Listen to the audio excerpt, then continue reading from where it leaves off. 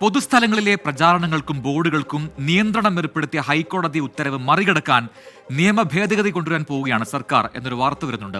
നിയമവിരുദ്ധമല്ലാത്ത സാധന സാമഗ്രികൾ ഉപയോഗിച്ച് പ്രചാരണം നടത്താം എന്നായിരിക്കും ആ നിയമ ഭേദഗതി. ഇതിനായി ചെറിയ ഫീസ് ഈടാക്കുമെന്നും മന്ത്രി എം.പി. രാജേഷ് ഇന്ന് നിയമസഭയിൽ പറഞ്ഞു.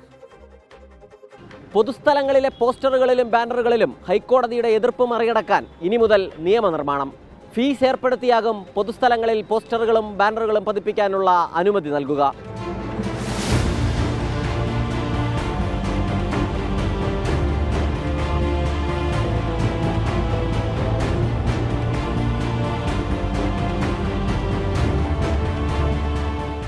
രാഷ്ട്രീയ പാർട്ടികളുടെയും മറ്റ് സംഘടനകളുടെയും ബോർഡുകൾക്കും പ്രചരണങ്ങൾക്കുമെതിരെ ഹൈക്കോടതി തുടർച്ചയായി വിമർശനങ്ങൾ ഉന്നയിക്കുകയും തദ്ദേശ സ്ഥാപനങ്ങളോട് നടപടി ആവശ്യപ്പെടുകയും ചെയ്തിരുന്നു.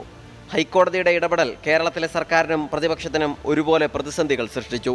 ഇതിന് നിയമഭേദഗതിയിലൂടെ പരിഹാരം കണ്ടെത്തുകയാണ് സംസ്ഥാന സർക്കാർ. സർക്കാർ നിയമഭേദഗതി കൊണ്ടുവരും.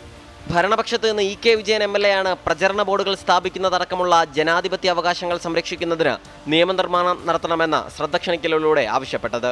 ചട്ടഭേദഗതി കൊണ്ടുവരുമെന്നായിരുന്നു മന്ത്രി എം.പി. രാജേഷിന്റെ മറുപടി. ഹൈക്കോടതി ഉത്തരവുകളുടെ അന്തസ്സത്ത ഉൾക്കൊണ്ടുകൊണ്ടും സുരക്ഷയ്ക്ക് ഭീഷണിയില്ലാത്ത തരത്തിലും പരസ്യപ്രചരണ പ്രവർത്തനങ്ങൾ നടത്തുന്നതിന് ഒരു മിതമായ നിരക്കിലൊരു നിശ്ചിത ഫീസ് ഈടാക്കിക്കൊണ്ട് ജനങ്ങൾക്ക് ബുദ്ധിമുട്ടില്ലാത്ത തരത്തിൽ നിയമവിരുദ്ധമല്ലാത്ത സാമഗ്രികൾ ഉപയോഗിച്ചുകൊണ്ടുള്ള പ്രചരണം നടത്തുന്നതിന് ആവശ്യമായ ചട്ട ഭേദഗതികൾ കൊണ്ടുവരാൻ തീരുമാനമെടുത്തിട്ടുണ്ട്.